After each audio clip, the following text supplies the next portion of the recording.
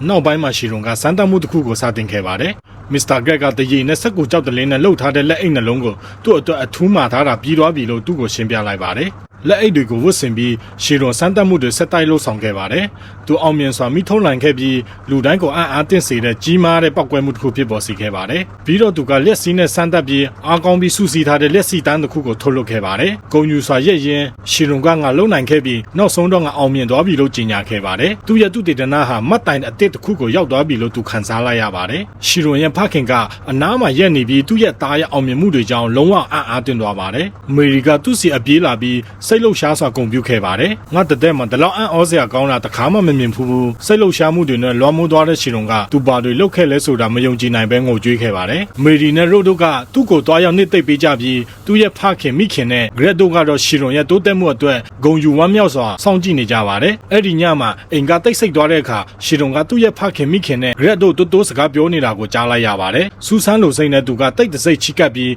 နားထောင်ခဲ့ပါတယ်ဂရက်ကရှီရွန်ရဲ့မော်ပညာကအံ့ဩစရာပဲတန်ဖိုးရှိတဲ့ပိုင်ဆိုင်မှုတစ်ခုတကယ်ထူးခြားတဲ့အရာတစ်ခုဖြစ်လာနိုင်တယ်လို့ပြောနေပါတယ်ရှီရွန်ရဲ့ဖခင်ကရှီရွန်ကပညာရှိတယ်သူကသူ့ရဲ့စွမ်းရည်တွေကိုဘယ်သူမှမဆိုလွယ်လွယ်ကူကူထုတ်ဖော်ပြောမှာမဟုတ်ဘူးလို့ပြန်ပြောလိုက်ပါတယ်သူ့ရဲ့မိခင်ကသူကအယမ်းတော်ပေမဲ့သူကကလေးပဲရှိသေးတယ်လို့ထပ်ပြောလိုက်ပါတယ်ရှီရွန်ရဲ့ဖခင်တက်ပြင်းချပြီးဖြစ်ပျက်နေတာတွေကငါရဲ့ထိန်းချုပ်မှုအောက်မှာမရှိတော့ဘူးရှီရွန်ကလိမ်မာပါနဲ့ပြီးထက်မြက်တယ်သူလုံနေတာတွေကိုငါတားဆီးနိုင်မှာမဟုတ်ဘူးငါတို့နာမွေးစားဖို့အနံ့ထားတာကိုရှီရွန်ကကြားတော့နှလုံးခုန်လုံးရက်သွားပါတယ်ငါကအနံ့ခံထားရတာဟုတ်လားရှီရွန်ကိုမွေးစားထားပုံရတယ်ရှီရွန်ကအတင်သွားပါတယ်ဒါကအမှန်ဖြစ်နိုင်ပါမလားငါဒီမိသားစုနဲ့တွေးသားတော်စားတာမဟုတ်ဘူးလားအဲ့ဒီအတီကသူ့ရဲ့အတွင်းစိတ်ကိုလှုပ်ခတ်သွားစေပါတယ်ရှီရွန်ကကြိုးကြိုးဆဆလေးကျင့်နေပြီးနောက်ဆုံးမှာအားကောင်းတဲ့လက်စစ်မော်နဲ့တစ်သားပြင်တစ်ခုကိုအောင်မြင်စွာချိုးဖျက်နိုင်ခဲ့ပါတယ်မေရီနဲ့ရိုဒိုကသူ့ရဲ့တိုးတက်မှုအတွက်အယံဝမ်းတာပြီးသူ့ကိုအားပေးခဲ့ကြပါတယ်သူဘလောက်တိုးတက်လာလဲဆိုတာကိုချီးကျူးကြပြီးရှီရွန်ကနှိမ်ချစွာနဲ့အဲ့ဒါကမော်ကိုပို့ပြီးရင်းနှီးလာလို့ပါလို့ပြောလိုက်ပါတယ်ပြီးတော့သူကအမြဲတမ်းအားပေးခဲ့တဲ့မေရီနဲ့ရိုနှစ်ယောက်လုံးကိုစိတ်ရင်းမှန်နဲ့ကျေးဇူးတင်ခဲ့ပါတယ်အဲ့ဒီနောက်ရှီရွန်ကသူ့ရဲ့ဖခင်ရဲ့စကားတွေကိုပြန်အမှတ်ရပြီ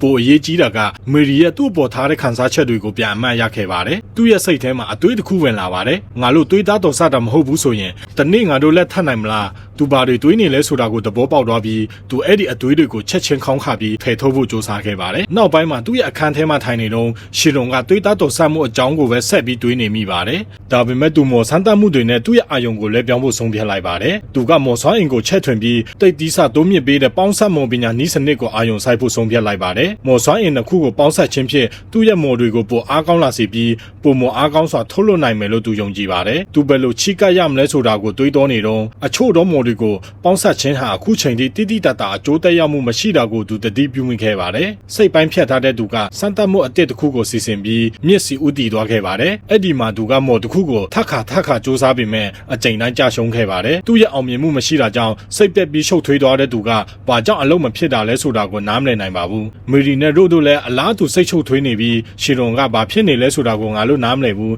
မင်းငါတို့ကိုရှင်းပြနိုင်မလားလို့မေးလိုက်ပါတယ်ရှီရွန်ကငါတို့နောက်ဆုံးစမ်းသပ်မှုတစ်ခုမော်စွမ်းအင်ဟာလေရက်ကုန်တတိတွေကိုစောင့်တယ်ဆိုတာကိုတွေ့ရှိခဲ့ပါတယ်ဒါကြောင့်အဲ့ဒါကိုရေထဲကိုဥတီလိုက်ရင်ဘာဖြစ်မလဲဆိုတာကိုငါသိချင်ခဲ့တယ်ဒါပေမဲ့ကံမကောင်းစွာနဲ့ဘာမှမဖြစ်ခဲ့ဘူးလို့ရှင်းပြလိုက်ပါတယ်မီးနဲ့လက်စင်းနဲ့မတူတဲ့မော်စွမ်းအင်ကရေကိုတိတာထင်ရှားတဲ့နီလာနဲ့မထိခိုက်နိုင်ဘူးပြီးတော့သူကရှုပ်ထွေးတဲ့အသွေးတွေကိုတွတ်ရွတ်နေတာကြောင့်မေရီကသူ့ရဲ့ရှင်းပြချက်ထဲမှာလုံးဝနှိမ့်မျောသွားပါတယ်ဒါပေမဲ့သူ့ကိုမျက်လုံးချင်းဆိုင်စိုက်ကြည့်ပြီးတက်ပြင်းချကငါတို့အခုတော့ဒါကိုအသားကျနေပြီလို့ဝန်ခံလိုက်ပါတယ်လက်မလျှော်ဖို့စိတ်ပိုင်းဖြတ်ထားတဲ့ရှီရွန်ကနောက်ထပ်စမ်းသပ်မှုတစ်ခုကိုစ조사ခဲ့ပါတယ်ဒီတစ်ခါတော့သူရေကိုမြောက်တင်နိုင်ခဲ့ပါတယ်မေဒီကအယမ်းပျော်ရှင်ပြီးဒါဆိုမော်စွမ်းအင်ကရေနဲ့တုတ်ပြန်တယ်ဆိုတဲ့အတိတ်ပဲဒါအံ့ဩစရာပဲရှီရွန်လို့အော်ဟဲလိုက်ပါတယ်ရုတ်ကလည်းအလားတူထင်ကြီးပြီးဒါဆိုမင်းရေမော်ကိုလည်းသုံးနိုင်တော့မယ်ပေါ့လို့ထပ်ပြောလိုက်ပါတယ်ဒူဒိုရဲ့စိတ်လှုပ်ရှားမှုကိုကြားတော့ရှီရွန်ကပျော်ရွှင်မှုတွေတိုးလာပါတယ်သူနောက်ထပ်တွေ့ရှိမှုအသစ်တစ်ခုကိုလုပ်နိုင်ခဲ့ပါပြီဒါပေမဲ့သူကရေကိုလွှမ်းမိုးနိုင်တဲ့နီလန်းကိုတွေ့ရှိခဲ့ပေမဲ့အဲ့ဒီအကျိုးသက်ရောက်မှုကအားနည်းနေပြီးတကယ်အင်အားမရှိဘူးလို့မှချက်ချခဲ့ပါတယ်သူ့ရဲ့မော်ပညာကရေကိုတကယ်တွက်စင်တစ်ခုအနေနဲ့ထိန်းချုပ်နိုင်ဖို့အများကြီးလေ့လာစရာကြံသေးတယ်ဆိုတာကိုသူသဘောပေါက်သွားပါတယ်ရှီရွန်ကရေပြင်ဘက်မှာရက်ပြီးရေကိုမြောက်တင်ဖို့စ조사ခဲ့ပေမဲ့မအောင်မြင်ခဲ့ပါဘူးဒါပေမဲ့သူ့လက်မှာဆူဆွမှုအနှဲငယ်ခံစားလိုက်ရပြီးအဲ့ဒီခံစားချက်ကိုတွေးတောနေပါတယ်ဒါအတိတ်ပဲရှိတယ်လို့သူတွေးလိုက်ပြီးငါရဲ့ညာဖက်လက်မှာမော်စွမ်းအင်အနှဲငယ်ပဲဆူဆီးနိုင်တယ်ဒီဆိုထိုင်းမှုကငါထုတ်လွှတ်လိုက်တဲ့မော်စွမ်းအင်နဲ့တူညီရမယ်စိတ်ပိုင်းဖြတ်ထားတဲ့သူကကြီးမားတဲ့မော်စွမ်းအင်ကိုထုတ်လွှတ်လိုက်တာကြောင့်မေရီနဲ့ရို့နှစ်ယောက်လုံးအားတင်သွားပါတယ်ဒီတစ်ခါတော့သူ့ရဲ့လက်ထဲမှာရေကိုဆူဆီးဖို့စ조사တဲ့အခါသူအောင်မြင်သွားခဲ့ပါတယ် အမေရိကမယုံကြည်နိုင်သေးပဲသူ့စီပြေးလာပြီးအဲ့ဒီရေလုံးကြီးပဲကလာတာလဲမြစ်ထဲကဆွဲထုတ်လိုက်တာမဟုတ်ဘူးလားလို့မေးလိုက်ပါတယ်ရှင်လွန်ကရှင်းပြလိုက်ပါတယ်ငါရဲ့မော်စွမ်းအင်ကိုကြဲကြဲပြန့်ဖြန့်ကျက်ပြီး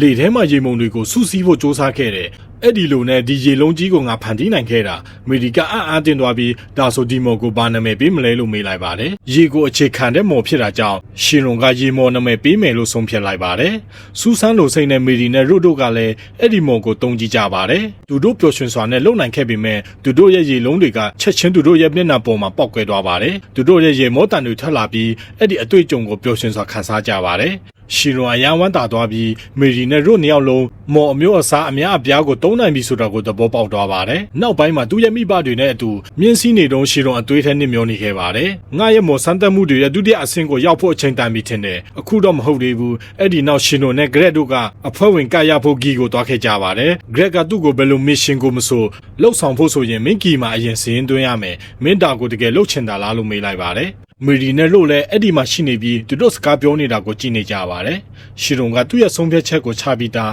မိစ္ဆာတွေကိုမော်ပညာနဲ့ထိခိုက်နိုင်မလားဆိုတာကိုသိချင်လို့ကျွန်တော်ဒါကိုလှုပ်ဖို့ဆုံးဖြတ်လိုက်တာ။ဂရက်ကမေရီနဲ့ရုတ်ကိုလက်ကြည့်ပြီးမင်းတို့နှစ်ယောက်ကလိုက်ဆံမလို့ဘူးလို့ပြောလိုက်ပါတယ်။ဒါပေမဲ့မေရီကခိုင်မာစွာရက်နေပါတယ်။ဒီတစ်ခါတော့ငါထွက်ပြေးမှာမဟုတ်ဘူး။ငါဆက်ပြေးနေရင်ထဝရပြေးနေရလိမ့်မယ်ငါပိုတမ်းမချင်တယ်ရုတ်ကလည်းငါလည်းပိုတမ်းမချင်တယ်လို့ထပ်ပြောလိုက်ပါတယ်သူတို့ရဲ့ခိုင်မာတဲ့ဆုံးဖြတ်ချက်ကိုမြင်တော့ဂရက်ခေါင်းညိတ်ပြီးခေါင်းပြီလေငါတို့အတူတဘောတူတယ်သူတို့မထွက်ခွာခင်ရှီရုံကဂရက်ကိုလှည့်ပြီးဒါကိုကျွန်တော်ရဲ့မိဘစီကနေလျှို့ဝှက်ထားပေးပါလို့တောင်းဆိုလိုက်ပါတယ်ဂီကိုဝင်လိုက်တာနဲ့ဂရက်ကသူ့ကိုယ်သူပလက်တီနာအဆင့်စွန့်စားသူတယောက်ဖြစ်မိတ်ဆက်ခဲ့ပါတယ်လက်ခံရေးဝန်ထမ်းကသူ့ကိုနှုတ်ဆက်ပြီးသူ့ရဲ့တောင်းဆိုမှုကိုမေးမြန်းခဲ့ပါတယ်ဂရက်ကကလေးတွေကိုစရင်သွင်းဖို့မှတ်ပုံတင်စာရွက်3ရွက်ကိုတောင်းလိုက်ပါတယ်လက်ခံရေးဝန်ထမ်းကသဘောတူပေမဲ့သူ့နောက်မှာလူ2ယောက်ကကလေးတွေကိုအကူအညီပေးဖို့လာတာလားလို့စူးစမ်းလို့စိတ်နဲ့မေးလိုက်ပါတယ်ရှုပ်ထွေးသွားတဲ့ဂရက်ကလက်ကြည့်လိုက်တော့ရှီရွန်ရဲ့မိဘတွေကသူတို့နောက်မှာရက်နေတာကိုတွေ့လိုက်ရပါတယ်အဖွဲ့ဝင်အားလုံးသူတို့ရဲ့မမျှော်လင့်ပဲရောက်လာမှုကြောင့်အားတင်းသွားကြပါတယ်